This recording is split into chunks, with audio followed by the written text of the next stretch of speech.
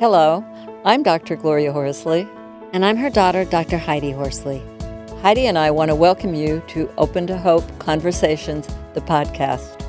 We believe that the greatest gift you can give yourself after a loss is hope, using this moment to connect with others who have not only survived but thrived. So let's get started.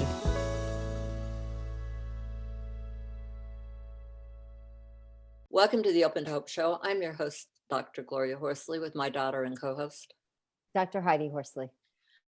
Well, we've got a really fascinating show today, Heidi, and it's particularly interesting because our guest just lost his spouse a couple of months ago, and I lost my spouse about 3 months ago. So it's going to be interesting talking about how we deal with death and new beginnings. So Heidi, do you want to introduce our guest? Sure, I'd love to, Mom. And like you said, it's interesting because James was married for 50 years. You were married for 60, and you're both very newly bereaved. So I'm going to be interested to hear from both of you about what you're finding in this journey. Now, James Hilgendorf is our guest today. He is the author of 11 nonfiction books. His most recent book is called Capricorn and Cancer, and it is the story of his 50-year marriage to his wife, Elizabeth, who died of cancer. He has been a practicing Buddhist for 49 years. Welcome to the show, James. Thank you very much. Very glad to be here. It's great to have you on, James. I was interested in looking at all your books. Really touch a lot on the meaning of life and death. What were your early experiences with grief and loss? I think I remember one thing very particularly. My mother died about 25 years ago. Mm-hmm. She had had a very, I think, a difficult marriage with my father.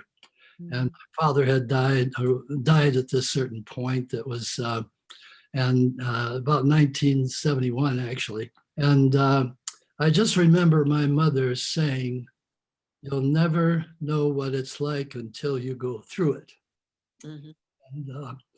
And that's what I found too, because I think you can kind of intellectualize it, or you can think about it. Mm-hmm. When it hits you, it's a different story. Now, yeah, I call it beginner's mind, because it's something we've never been through. Yeah, one thing that I feel actually. One great benefit from this is that it's opened my life amazingly to feel other people's suffering. Mm. I think even I watch television, watch the news, and you hear some stories going on now, and a lot of times I can't help, I just cry. Mm-hmm.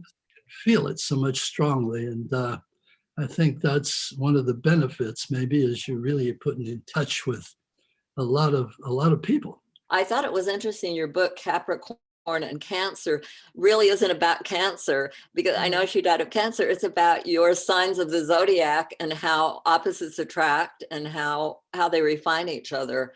I loved what you said about that. I'm the Capricorn. My wife was the Cancer.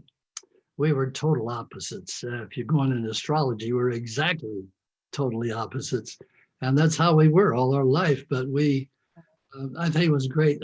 Really, one of the things that we practice this Buddhism together, we're able to really unite on that level. We had an astounding marriage. We just loved to be with each other. That's then, wonderful. I guess about 2 years ago, a little over that, she just found out very, very suddenly she had pancreatic cancer. My wife had a really great doctor. He was a doctor who, I think, his prime point of dealing with this deadly cancer all the time was the quality of life of his patients. You know, one of the things you say is that nothing is as powerful as one person drawing upon vast powers of the universe. And I wondered right now, how are you? I mean, you are a philosopher, basically. Wouldn't you call yourself that? And how are you dealing with the grief and loss of your wife as far as philosophy goes? And how are you drawing on those powers? That's a good question. I think everybody's different. Um, the first few weeks or something, there were times when I cried like I never cried before. Mhm. But in Buddhism, and I think in other philosophies too, we're connected. We're always connected. Life goes on. Birth and death is phases of life itself, which continues. And my wife and I have a connection, as I do with my family, with other people. And so to be mired in grief is no good because it reflects back on your partner. And so Yeah. your job really is to find a new way forward, a Mm. more joyful life once again, even beyond what you had been living before. And I feel, writing this book, I had taken a diary after she hit a stroke. And I incorporated some of that in there, and then a lot of the things that I had written about before, and also America, which is kind of going through a life and death struggle itself, Mhm. and put them together. But what I feel is that my wife's death was part of our story, moving together with this book to tell the story of our life, the story of life and death, the story of a lot of things that I hope can encourage and give hope to people. And Mhm. I feel like Elizabeth and I are moving together right now. That's just the way I feel, and it's sometimes I get tired, I get a little, I miss her, etc. It's in your life, but So James, it sounds like you have a continuing bond with her right now and you're connected through spirit. And what you miss is the physical presence. Am I correct? of Okay. course, yeah, yeah. It's interesting that you say that, James, because I made a lot of decisions in the past 3 months, and I honestly feel like a lot of the strength that I've had to do it is that my husband is doing it with me. Wait, how do you feel that? What? I just feel strong. I feel strong beyond me.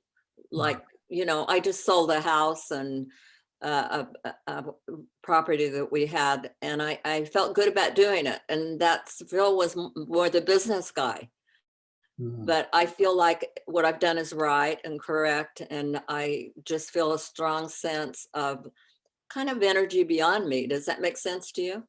it does, yes, it does, and I I just feel like we're together. That's all I can say. And what I'm trying to do is to become happy. If I'm Mm-hmm. happy, my wife becomes happy. We're together. We'll meet again. So James, tell me, how do you go about doing that after the loss of your spouse? Like, what does that look like? Well, for me, it's my work. Mm. Um, it's very much that I'm putting my whole work right now into really promoting this book. What are the major points that you would like people to take away from your book if they've had a loss?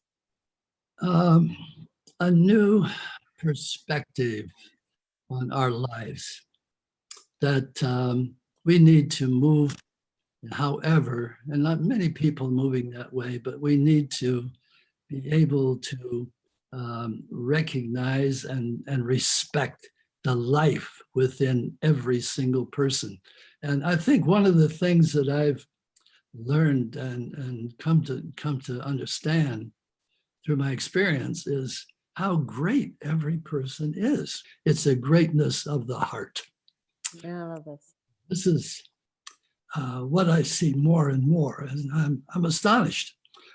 People that you think, well, they're just kind of going on da da da da da. I don't know who they are. They can show you things that blow your mind, and Right. this is. I think we need to respect this life and all of life. Sounds like finding purpose and meaning is really key as you're transforming through your own loss. And you have a lot of purpose and meaning. I I think you're exactly right. In watching some of your people who've come on your show before, I kind of gather that too from everybody. They're looking for meaning Right. because you have you live somebody, this long and you're so close, it throws you off kilter. Going through these kind of circumstances, they're very difficult, but there's always a diamond in these situations that you face. There's always a diamond if you can find it and nourish it and bring it out and become a different person, but always carrying in your heart your loved one. Yeah. You talk about being bold. I want to say to you, you're very bold. I mean, for you to step out What did I do and now? deal with this Oh, thank you. Thank you. and promote your book and do all that, it takes a boldness, doesn't it?